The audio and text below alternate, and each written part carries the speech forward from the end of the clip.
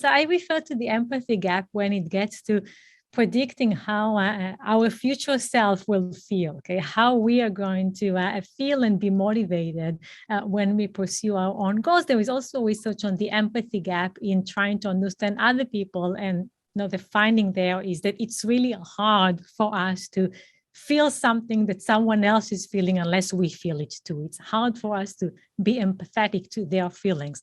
Now, the research that I refer to is that it's also hard for us to be empathetic to ourselves, okay, to our future selves feelings. And that leads us to set goals that are often unrealistic, or to have plans that are often they don't fit with the reality of us. To give you an example, I ask my students, I have business students, and I ask them every year, almost every year, to predict how much they will care about their intrinsic motivation in their future job, and also how much they care about their intrinsic motivation in the present job. Now, intrinsic motivation is a concept from studies, so I don't actually use it. Ask them how important it is to do something that you like, with people that you like, to be excited about your work, to feel good about going there. Right now, for the job that you have, or for the job that you will have after the job that you currently have. And people consistently say that enjoying what they do and doing it with the people that they like, this is important for them in the present for what they do now, but this is not very important for their future job. Now, that ought to be a mistake, because if something is important for people now, well, the future is going to become the present, and they will again care about that.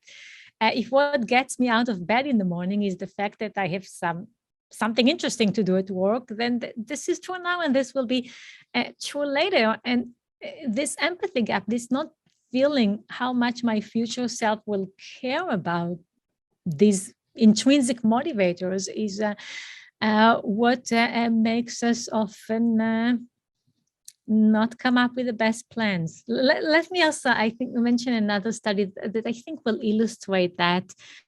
We did that study, and by we I mean Caitlin, Woolley, and I, where we offered people a choice between listening to a loud alarm clock or the song Hey Jude by the Beatles. Seems obvious, but we paid more for the alarm clock. Okay? And given that we paid more for the alarm clock, the vast majority of our participants chose that. So we had like 75% of the people choosing the alarm clock because they wanted to make more money. Well, after they did the task, the people that chose the alarm clock were more likely to regret their choice than the people that chose to listen to the nice song.